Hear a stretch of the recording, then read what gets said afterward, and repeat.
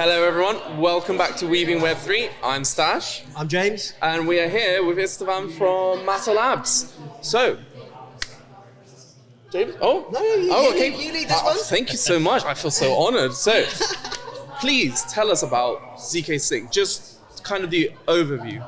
Your highlights, the best bits. Yeah, the juicy nice bits. Thank you very much for having me. ZkSync is essentially a layer 2. So what we do is that we take Ethereum, we keep its security assumption, but we make it faster and cheaper to use.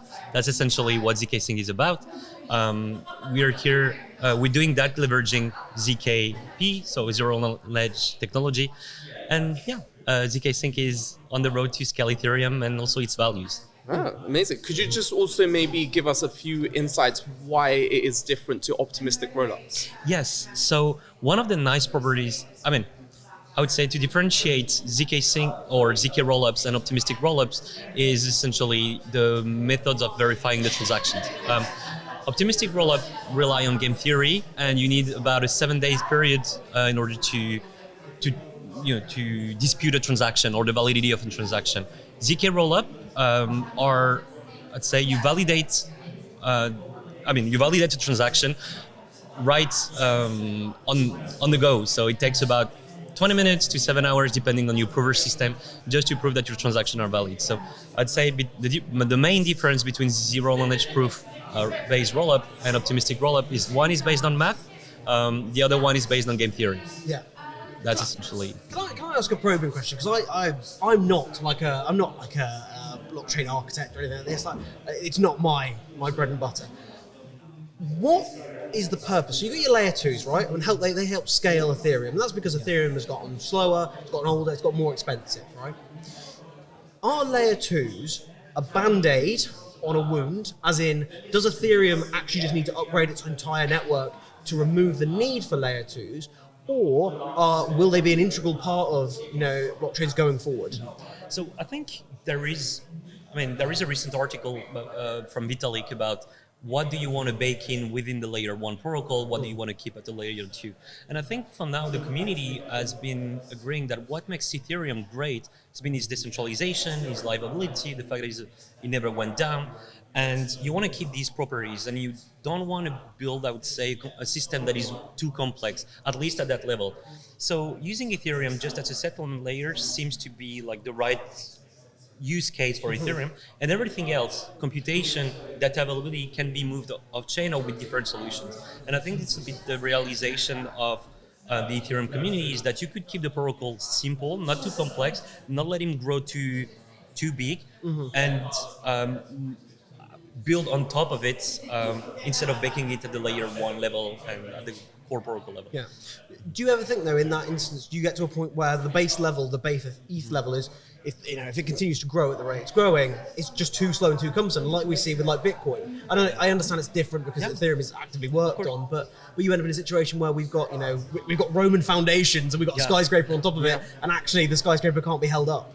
There is definitely concerns on Ethereum, just like the state growth, how big Ethereum needs to be, and it brings concerns over centralization. If you need 200 gigabytes in order to sync a full node on Ethereum, what does it tell you? And it makes barriers to run an Ethereum node higher.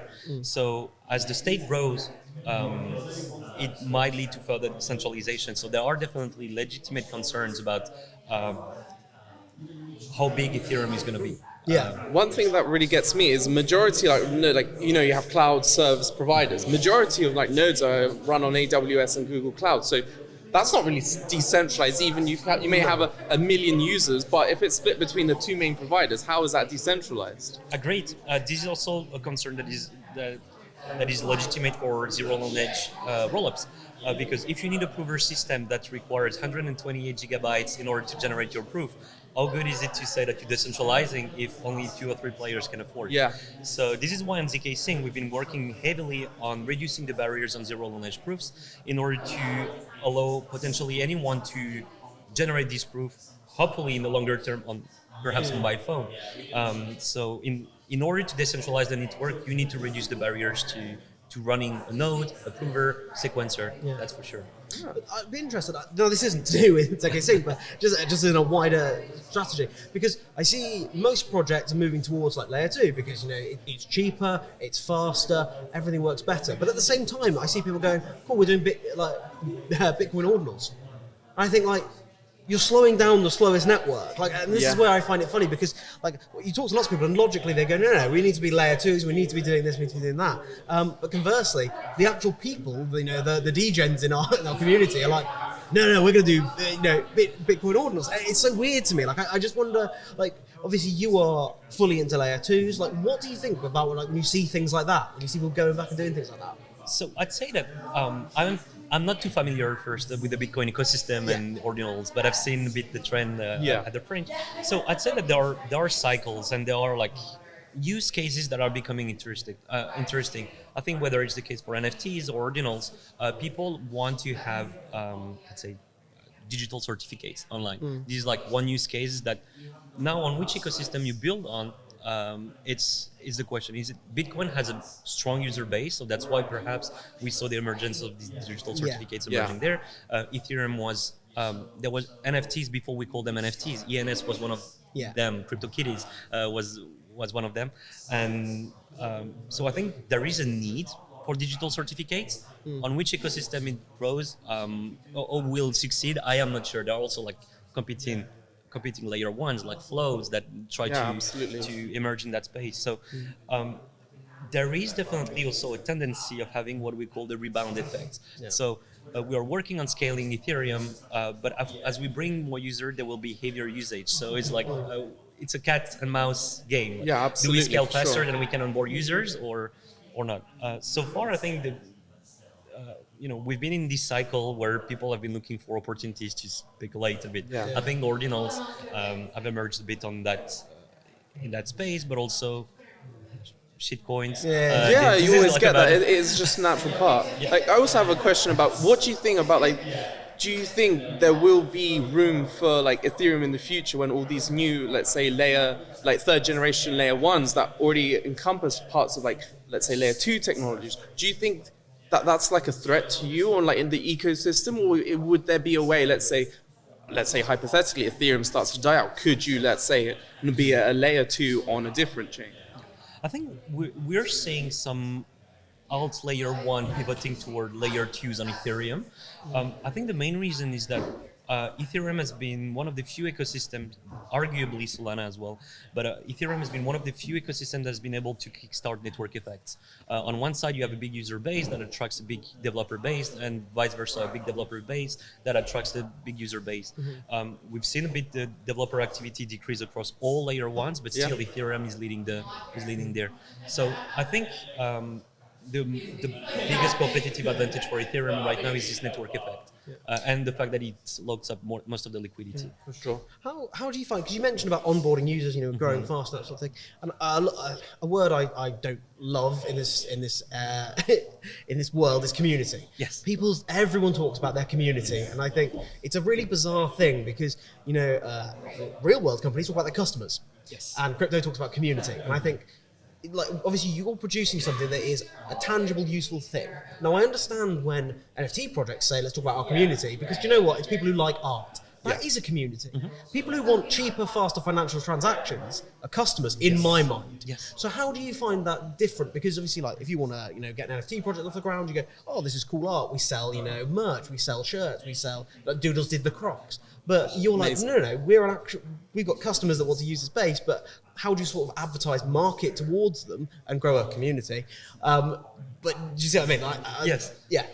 I'd say that's definitely one of the pillars of Web3, that it blurs the distinction between the boundaries between customers and community members. I'd say that what's distinguished a community member from a customer base is that community members have a willingness to contribute and they share a common interest. Whereas a customer is just maybe there for differentials, like what makes your product better, or because the price is lower. A community member, I would say that it has more intrinsic motivation to contribute to the community. Creating content, doing guerrilla marketing, writing a tutorial. And this is where I think Web3 could win, is that customers are not only seen as customers, but they're also owners of projects. That's, I think, if Web3 is to succeed, is where these name customers might disappear and where you actually become an owner and a user of a project, more than just being, relegated to. I use customer as a Web2 term, kind of. Yeah. But yeah, how do you engage these online communities will really differ whether you're an NFT project, whether a DeFi project, or just an open source infrastructure product. Where we've seen online communities succeed in the past is in open innovation, in open source development. Linux has been able to maintain, engage, and grow the online communities without any financial incentives, let's say. This is where Web3 could win as well. We saw, of course, the airdrop farming activities, we saw retroactive public good funding, but being able to come back to the core of what make online communities thrive, catering to the intrinsic motivations, the altruism of people, the ideology, the fun, is where Web3 might win. I think that's really important, like that ownership of actually owning part of the chain and you're part of, like, let's say the wider community is just something that you never get in the Web 2. Like we said, you don't own the stocks, you don't really have a say in the community. Like, I'm a big Arbitrum fan. I love voting for, I voted to who be in charge of the strategies for the future of Arbitrum. And that just empowers you and it just makes you feel like this is where I'm meant to be. And I think communities like yourself, what you're striving to do is exactly what I want to be involved in. And I just think it's special that you don't get. No, I think this is one thing that I find so difficult about Web3, because I completely understand what you're saying. Like, a lot of internet or tech communities, like you said, you've got a large source of open source material that is used. I think it's very unique because you'll never get that in banking. You'll never get that in, ownership of stocks and shares, but you can have it here. I think one question I'd ask you is, where do you sort of see the landscape of cryptocurrency in a year? How do you see that panning out? No, I'm not asking you, your trends. You're not going to say GameFi is massive, or whatever. But how do you sort of see the environment, the growth of it? Because where's that going to be in a year? And then potentially as well, Stash, I want to see where you think it's going to be in a year. Well, I think it's in a year. Okay, you go first. That's harsh. No, he has to go first.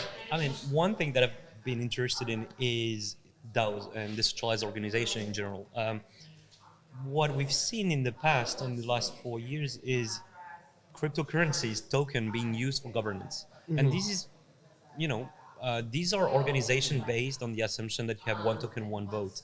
I wonder if at some point, maybe in 1 year, we will see system emerge in which we don't go for one token, one vote, but more one person, one vote. What we see in the proof democracy. of humanity on the blockchain. Exactly. That's what I was going to say. My key. That's convenient. No, but I'm all about just what Esma said. because I do, let's say, I do not necessarily farm airdrop. I do educational content for people how to explore different. To learn the ecosystem. For me, it's to see, well, where do I want to deploy my product one day? So that's why I do all these things. But at the end of the day, there's so many people that are malicious and they have bots and stuff. And that's why I love the proof of humanity passport, Gitcoin passport, all these other things that are trying to verify humanity. That is what I think is the future of the blockchain, because without that, we're just going to have MEV bots scraping everyone. Everyone's not going to be in this, in crypto, because there are so many people that will just take advantage of new users. That's why we must prove humanity on the blockchain. Yeah, and there are several solutions that, some people are using biometric data. Yeah. Some people, we are recently rolling out with the city of Buenos Aires government IDs as well. Yeah. So it can take several routes. It can take the more algorithmic route or biometric route. Yeah. It can take a more institutional route like governments.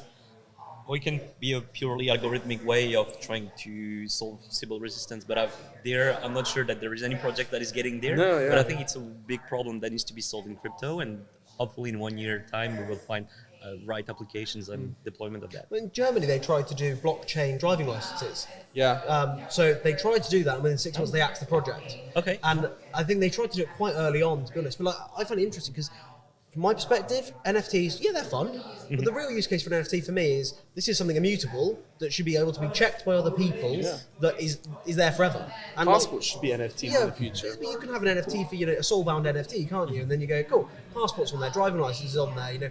Am I currently banned from driving? Am I this? Am I that? But then we also end up in a little bit of a matrix situation where the government knows everything about No, you. but you could have that in, let's say, like the SNARKs, like have it anonymized, and you can basically tell people that yes, I am of legal age, but without actually revealing your age. See that, and that's where the snarks come in, which is very interesting. That's where zero knowledge proof could be Do used. you want to explain the snarks just for people at home and, for me?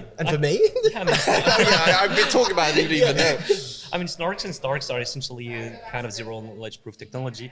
STARKs requires a trusted setup, so it means that you need to trust the history of how the STARK has been developed, whereas SNARK doesn't need a trusted setup. Essentially, these two technologies allow you to prove the veracity of information without having to reveal it. Yeah. So that's where the privacy part of zero knowledge proof technology becomes very handy. Is that when you have these credit score, perhaps moving on chain, government ID moving on chain, you can imagine having services such as KYC without having to reveal your information. Yeah. You can prove that you're a human being, that you have a positive credit score, and that you have a certain balance in your account without having to reveal your name, who you are, and how much you owe. Yeah.